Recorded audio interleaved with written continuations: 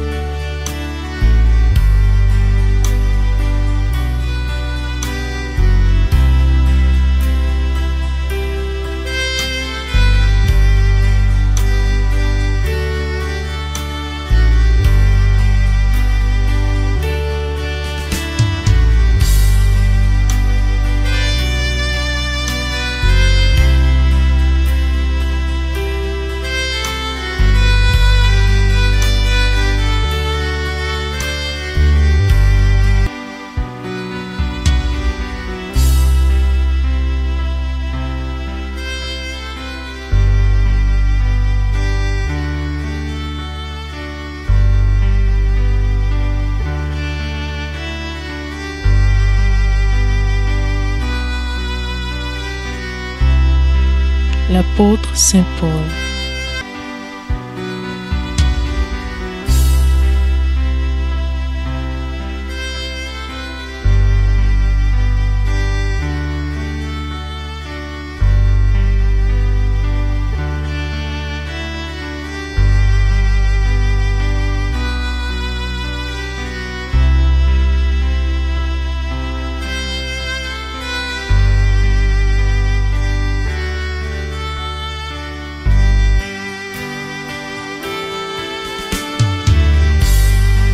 L'apôtre Saint Paul apôtre, dans sa lettre aux Romains.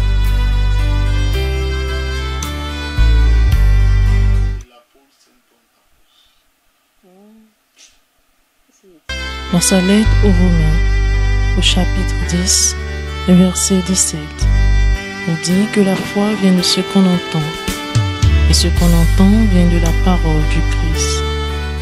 L'enseignement que vous allez écouter vous est présenté par le groupe d'intercession du groupe Les Amis de l'Eucharistie de la paroisse Saint-Paul, pays Accra. Est-ce que tu peux pousser des cris de joie pour ça? Car il est glorieux et digne de régner. L'agneau est souverain.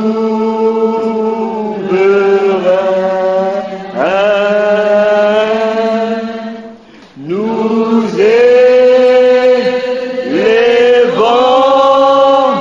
nos voix pour l'adorer. L'agneau est souverain. Alléluia. Amen. Alléluia. Amen. Est-ce que tu peux dire à ton voisin bonne arrivée ce soir? Bonne arrivée ce soir. Quand le regarder, tu dis bonne arrivée. Bonne arrivée, mon frère. Alléluia.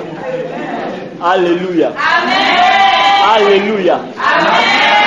La Bible te dit dans le psaume 81, verset 11, ouvre largement ta bouche et je la remplirai. Amen. La manière avec laquelle tu vas ouvrir ta bouche pour crier Amen ce soir, c'est de la même manière avec laquelle le Seigneur va te dire. Alléluia. Frères et sœurs, nous sommes toujours dans nos enseignements qui nous permettent de comprendre la réalité de Dieu. Et ce soir, le thème que nous avons, c'est ton ordre de mission. Amen. Amen. C'est un thème un peu bizarre, mais nous allons tous essayer de le comprendre. Amen. Amen. Lorsque tu travailles dans une compagnie, lorsque tu es dans une entreprise ou une organisation, il y a des missions qui s'attachent à ton exercice de fonction. Amen. Amen. Et lorsque tu es envoyé en mission, il y a un document, il y a une parole ou un verbe qui t'est donné pour justifier ce que tu dois accomplir. Amen. Amen. Et ce verbe, cette parole, ce message qui t'est donné, c'est ce qu'on appelle l'ordre de mission. Amen.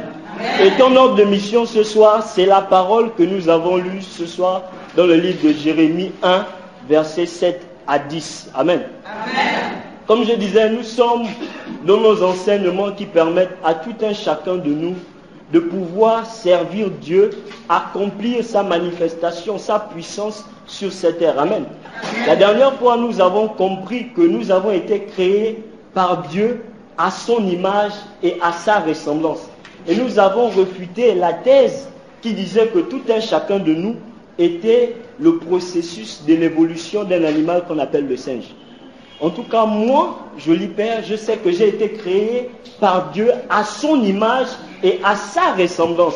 Et je suis sur cette terre pour manifester sa gloire. Amen. Et si l'humanité cherche la marque de Dieu, si l'humanité cherche la présence, la puissance de Dieu, c'est dans ta vie, c'est dans ma vie que l'humanité va voir la présence de Dieu. Amen. Donc, il y a en toi le message d'espérance. Il y a en toi la solution à tous les problèmes de l'humanité. Il y a en toi la réponse à toutes les questions que les gens chercheront à avoir sur cette terre. Amen. Amen. Parce que tu as été créé pour refléter la gloire de Dieu. Amen. Amen. Donc, il y a quelque chose en toi. Amen. Dis à ton voisin, il y a quelque chose en moi. Et je dois refléter la gloire de Dieu. Amen. Frères et sœurs, si tu comprends que tu dois refléter la gloire de Dieu, il faudrait aussi comprendre que tu n'es pas de ce monde. Tu es du royaume de Dieu. Amen. Amen. La Bible te dit, nus nous sommes venus et nus nous repartirons. Qui a dit Amen? Amen. Si tu repars dans le royaume de Dieu, cela signifie que tu y étais déjà. Amen. Amen. Et celui qui est dans le royaume de Dieu est un prince et une fille est une princesse. Amen. C'est pour cela que lorsque tu es sur cette terre, pour le moment, avant de repartir au Père, tout ce que tu peux faire, fais-le bien. Amen. Amen. S'il t'est donné la grâce, l'opportunité de prêcher la parole de Dieu, prêche-la bien comme si c'était les derniers moments de ta vie. Amen. Parce que si tu repars dans les cieux, il y a un plus grand prédicateur que toi qui est Jésus-Christ de Nazareth. Amen. Amen. S'il t'a donné la grâce, l'opportunité de louer et de chanter Dieu, chante bien, comme si c'était le dernier moment de ta vie. Parce que dans les cieux, il y a des grands adorateurs qui sont plus élevés que toi. Amen. Si on te donne l'opportunité de prêcher la parole, prêche-la bien. Si on te donne l'opportunité de prier, d'intercéder pour un frère, intercède bien, parce que dans les cieux, il y a un plus grand intercesseur que toi. Amen. Donc, mets-toi à l'œuvre pour que lorsque tu repartes à ton Père, tu puisses être tranquille. Amen. Amen. Si tu es un prince, si tu es une princesse, cela signifie que la princesse doit recevoir une éducation, une formation, afin que dans les jours à venir, elle puisse se marier à un autre prince. Amen. Et qu'elle puisse défendre les intérêts de son royaume. Amen. Amen. Si tu es un prince, cela signifie qu'on doit t'entraîner au combat. Oh yes. On doit t'entraîner à la bataille afin que le jour où le royaume de ton père soit en danger, tu puisses te lever et que tu puisses défendre les intérêts du royaume de ton père. Amen. Amen. Et si tu dois défendre les intérêts du royaume de ton père, c'est une mission qui s'attache à ton existence. Amen. Amen. Dis à ton voisin, j'ai une mission. Et je l'accomplirai certainement. Alléluia. Amen. Alléluia. Amen. Frères et sœurs, il n'y a pas un hasard dans le vocabulaire de Dieu. Amen. Amen. Donc, cela signifie que toi, tu n'es pas un hasard. Amen. Amen. Les autres sont morts, mais toi, tu es encore présent. Amen. Tu n'as pas encore atteint le temps où Dieu doit t'enlever. Donc, ta mission n'est pas encore achevée. Tu as encore la grâce, tu as encore l'opportunité, la bénédiction de Dieu de pouvoir accomplir ta mission. Amen. Lorsque le Seigneur parle à Jérémie, il l'appelle, il dit à Jérémie, je te connais depuis le ventre de ta mère. Avant même que tu n'aies été façonné, moi je t'avais déjà appelé. Amen. Amen. Et lorsque on écoute les Hébreux ou on lit la lecture des Hébreux, nous apprenons que Jérémie signifie Dieu élèvera, Dieu rehaussera. Amen. Et ma prière ce soir est que le nom Jérémie spirituellement puisse être collé à la côte de tout un chacun de nous. Parce que Dieu va t'élever, parce que Dieu va te rehausser. De toi, tu devras rehausser le nom de Dieu dans ta famille. De toi, tu devras rehausser le nom de Dieu dans l'humanité. Amen. Parce que c'est en toi que l'humanité doit voir la solution à ses problèmes. Amen. Donc, lorsqu'il appelle Jérémie, il dit à Jérémie, tu vas annoncer mes oracles. Jérémie lui dit, Seigneur, je ne sais pas comment parler. Je suis jeune, je suis un enfant. Et Dieu va lui dire, ne te dis pas que tu es un enfant. Et lorsqu'on parle d'enfant, si on prend les deux côtés, c'est-à-dire du côté spirituel et du côté physique. Parce que Jérémie était jeune. Et il se disait, la mission à laquelle Dieu l'envoyait, il ne pouvait pas l'accomplir. Amen. Amen. Mais l'Éternel ne s'occupe pas des réalités de l'homme. Amen. Amen. Tu peux te dire aujourd'hui, je suis un enfant. Aujourd'hui, tu vas te dire, je commence à peine la spiritualité. Donc, je ne peux pas produire certaines œuvres. Mon frère, ma soeur, Dieu te dit aujourd'hui, ne te dis pas que tu es un enfant. Amen. Amen. Tu as en toi quelque chose. Et cette chose doit bouger le monde. Amen. Amen. Tu ne dois pas te négliger parce que Dieu, il est celui qui vient et il efface toutes les réalités de ta vie et il te fait avancer. Amen. Amen. Si toi, à des moments, tu te dis que je ne peux pas produire cette œuvre, Dieu vient, il te dit ce soir, tu as le pouvoir, tu as la capacité, je t'investis aussi, comme mon fils Jérémie, pour aller annoncer mes oracles. Amen. Amen. Ou tu te dis peut-être à certains moments que là, c'est ma limite. Dieu ne s'occupe pas de cette réalité. C'est là où il vient, il te dit que je commence maintenant dans ta vie. Amen. Amen. Lorsque tu te dis que là, les portes sont fermées dans ma vie, c'est là où Dieu arrive, il te dit, mon fils, ma fille, je peux ouvrir ces portes dans ta vie. Amen. Lorsque tu te dis que je suis devant un problème et je ne peux plus avancer, lorsque Dieu te voit devant cette mer rouge, il dit, mon fils, ma fille, je viens, je sépare cette mer et tu passes à pied sec. Amen. Amen. Lorsque tu penses que quelque chose est impossible dans ta vie, Dieu, il vient, il te dit, c'est possible. Amen. Rien n'est impossible à Dieu. Alléluia. Amen. Qui a dit Amen? Amen. Alors, Dieu, lorsqu'il vient à toi, il essaye de changer d'abord ta mentalité. Lorsqu'il veut t'élever, lorsqu'il veut te rehausser, il essaye de te faire comprendre que ce que tu penses de toi n'est pas la réalité. Mais tu es ce que lui, il dit que tu es. Amen. Amen. C'est la réalité de Dieu qui compte sur ta vie. C'est pour cela que lorsqu'il allait voir Gédéon, dans le livre de Juge 6, à partir du verset 11, lorsqu'il allait vers Gédéon, il a dit à Gédéon, vaillant héros. Gédéon a dit, non, Seigneur, mais comment tu me vois comme un héros? Parce que Gédéon était de la famille la plus pauvre de Manassé. Il était de la tribu la plus petite et il était le plus jeune de la maison de son père. Et l'Éternel vient lui dire que toi, tu es un vaillant héros. Et il se demande comment c'est possible. Et l'Éternel va lui dire, c'est par toi que mon peuple sera sauvé. Amen. Amen. Je viens te dire aussi que peu importe la situation sociale de ta vie, peu importe la situation de ta famille, peu importe ta nationalité, Dieu a dit que par toi aussi, son peuple sera sauvé. Amen. Par toi, ta famille sera sauvée. Amen. Par toi, les nations de ce monde seront sauvées. Amen. Ne te néglige pas parce que tu es une personne que Dieu a choisie. Et tu es ce que lui, il dit que tu es. Amen. Amen. Tu es cette personne. C'est pas parce que à des moments tu te dis que oh, je suis dans la difficulté, cette situation je ne peux pas la résoudre. J'ai commis un péché, donc Dieu va m'oublier. Repars à ton père comme David. Mets-toi à genoux et il va te ramener à lui. Amen. Amen. Et il va te permettre de poser des actes. Le monde se demandera qui est avec toi. Mais tu sais qu'il y a un être à l'intérieur de toi qui est ton Dieu. Amen. Amen.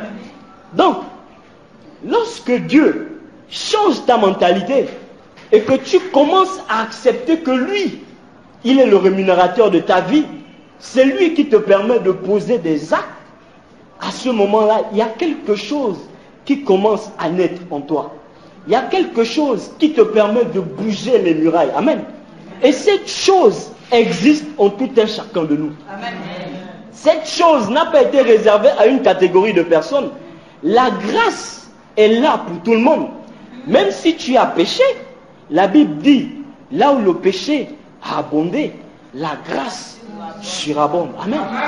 C'est-à-dire la grâce de Dieu surabonde dans la vie de celui qui reconnaît qu'il a péché et il repart à son Père. Et de là, Dieu l'utilise pour des grandes œuvres. Amen. C'est la mission que Dieu donne à ta vie. Amen. C'est pourquoi il te dit, mon fils, ma fille, je te confie cette mission. Et tu iras avec cet ordre de mission. Et cette mission, tu vas l'accomplir au nom d'une personne. Amen. Amen. Tu vas l'accomplir au nom de Jésus-Christ de Nazareth. Amen. Parce que la Bible te dit dans le livre de Philippiens 2 que Dieu l'a souverainement élevé et lui a donné le nom qui est au-dessus de tous les noms. Afin qu'à chaque instant que ce nom est prononcé, tout genou fléchit sur la terre, en enfer et dans les cieux. Qui a dit Amen. Amen. Parce que ce nom est au-dessus de tous les noms. Et lorsque toi tu iras en mission et que tu vas annoncer la parole de Dieu au nom de Jésus-Christ de Nazareth, tous les genoux devant toi, dans les cieux, dans les enfers et sur la terre vont fléchir. Amen. Tu vas annoncer la parole de Dieu, les genoux du chômage vont fléchir. Amen. Tu vas annoncer la parole de Dieu, les genoux de la stérilité vont Tu vas annoncer cette parole et Dieu te dit qu'il sera avec toi parce qu'il a mis quelque chose dans ta vie. Amen. Donc, il te dit, va en mission. Tu peux continuer, tu peux commencer la lecture. Il t'envoie en mission. Amen. À partir du verset 8. Amen. Amen. N'aie pas peur d'eux, car je suis avec toi pour te délivrer. Amen. Amen. Il te dit, va en mission. Va annoncer la parole. N'aie pas peur d'eux, parce que moi, ton Dieu, je suis avec toi. Amen. Amen. Le livre de Romains 8, à partir du verset 9, la Bible nous dit que nous n'avons pas reçu un esprit de soumission, mais nous avons reçu un esprit qui nous permet de crier à notre Père. Amen. Amen. Et cet esprit ne nous permet pas d'être dans la crainte. Tu iras et tu vas annoncer parce que ton Dieu a dit que tu annonces et il sera avec toi. Amen. Amen. À des moments, ça peut être dans ta vie où des gens vont te foutre des oppressions. Et ils vont te dire, mon frère, si tu ne rentres pas dans une loge, tu ne pourras pas prospérer. Si tu ne rentres pas dans une loge, tu ne pourras pas avoir le travail.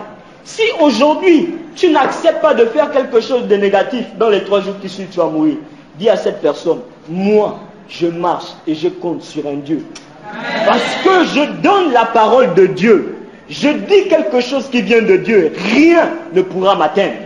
Rien ne pourra m'arrêter. Même si les symptômes de ce qu'il a dit dans ta vie, dans 3 jours, tu vas partir. Commence sur ta vie. Sois-en sûr que les dernières minutes, les dernières secondes de ta vie, ton Dieu va venir et il va te délivrer. Amen. Qui a dit Amen? Amen. Qui a dit Amen? Est-ce que tu peux dire Amen plus fort que ton voisin?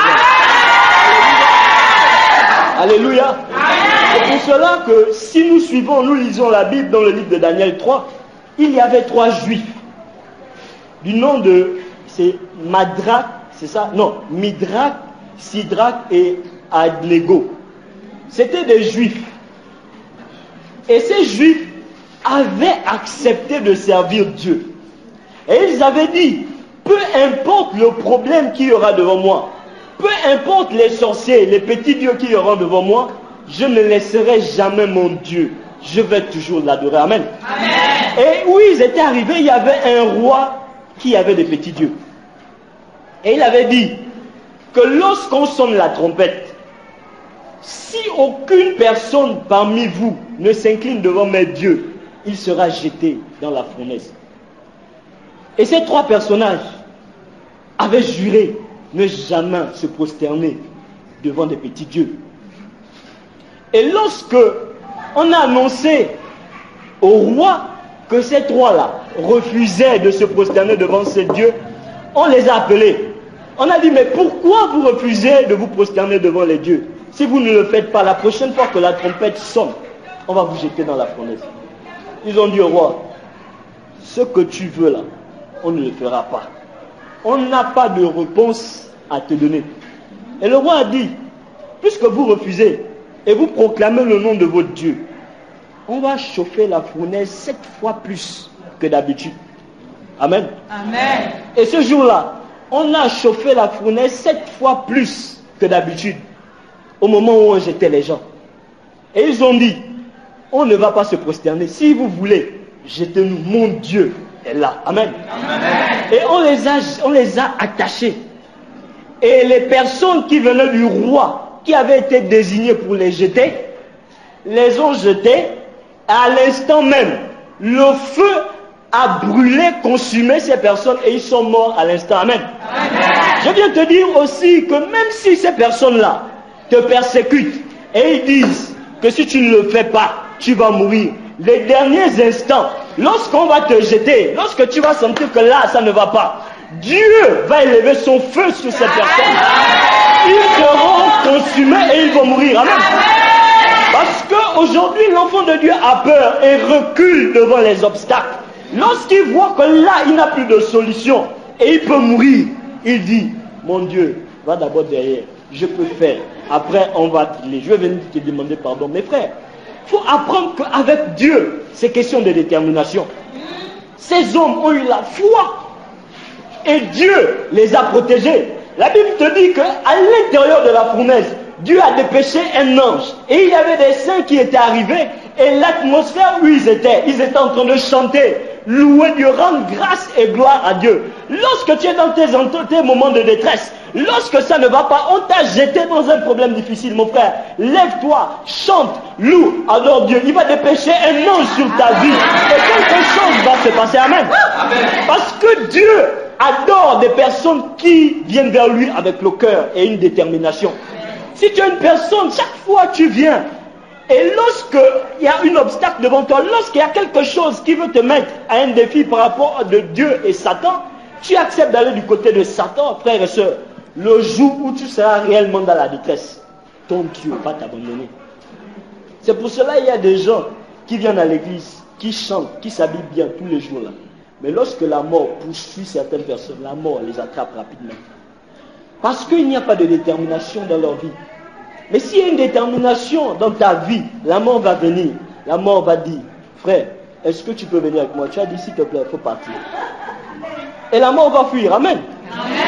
Parce que tu es un oint de Dieu. Ces personnes sont mortes. Pourquoi? Parce qu'ils ont voulu toucher un oint de Dieu. La Bible te dit, ne touchez pas à mes oints. Amen. Ils ont voulu toucher des oints de Dieu. C'est pour cela que Dieu les a tués à l'instant même. Amen. Et à la fin, le roi a reconnu que ce peuple-là, ces 3 personnes, adoraient un Dieu. Amen. Donc, montre à l'humanité qu'en toi, il y a le message d'espérance. Montre à l'humanité qu'en toi, il y a quelque chose qui provient de Dieu. Amen.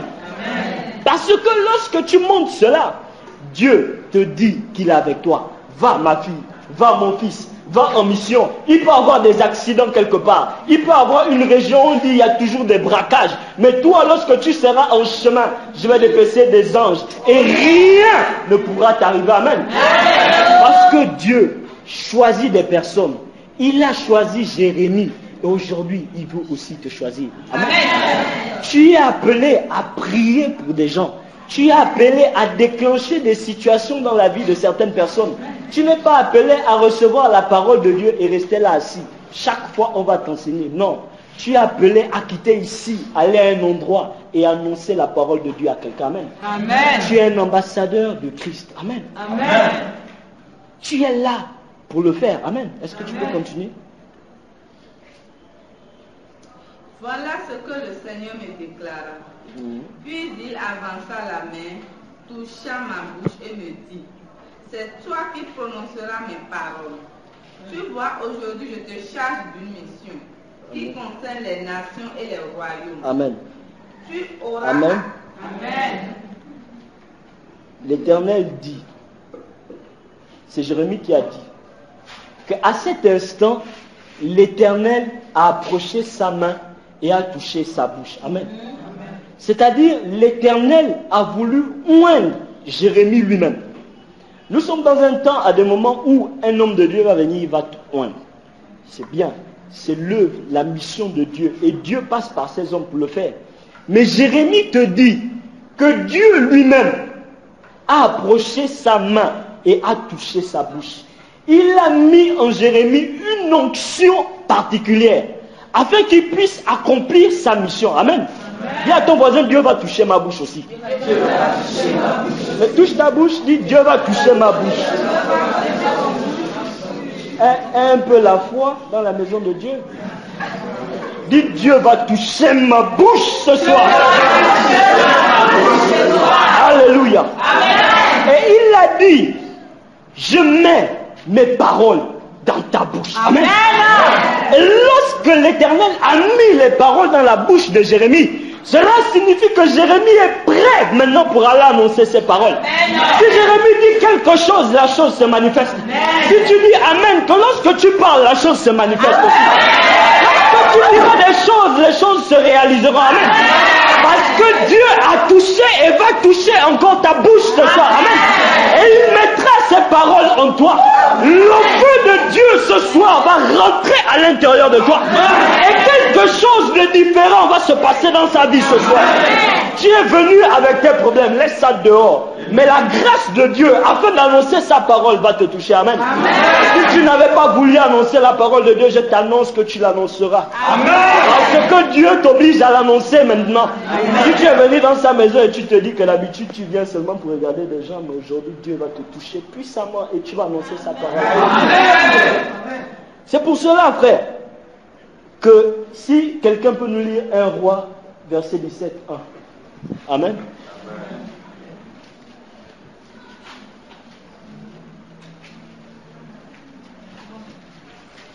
Amen.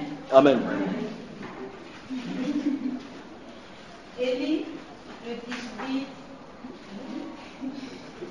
un des habitants de Galad, dit à Achab, par Yahvé vivant, le Dieu d'Israël que je sers, il n'y aura cette année-ci ni rosée, ni pluie, sauf à mon commandement. Amen. Amen. Dans certaines versions, la parole te dit, Élie le Tishbite, un des habitants de Galad, dit à Akab, Yahvé est vivant, le Dieu d'Israël, devant qui je me tiens.